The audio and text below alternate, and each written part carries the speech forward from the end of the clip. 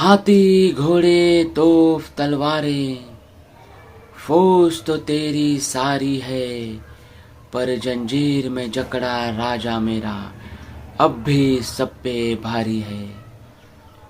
श्याम देवाची नित्य पूजा करणार, आरती करणार. पण एक दिवस श्याम देवाला विचारतो, हे देवा, जेव्हा छत्रपती संभाजीराजांना मुघलांनी बंदी बनवून घेतला आणि त्यांना 40 दिवस हलवाल करून मारलं, तेव्हा तुम्ही त्या संकटातून त्यांना सोडवायला का आले नाहीत?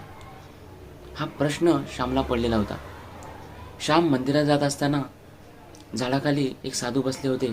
साधूंनी श्यामला पाहिलं आणि त्याला त्यांच्याजवळ बोलावून घेतलं आणि विचारलं, बाळ, असा चिंतेत काय आहेस?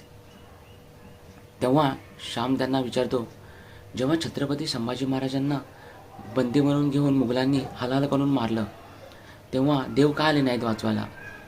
मी तर नित्य पूजा करतो, मी तर देवाची नेहमी आरती करतो.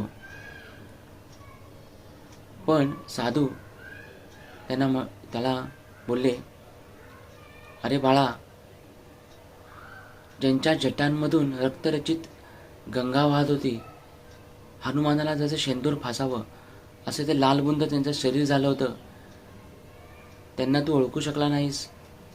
ते दुसरे कोणी नव्हते, ते आपले महादेवच होते.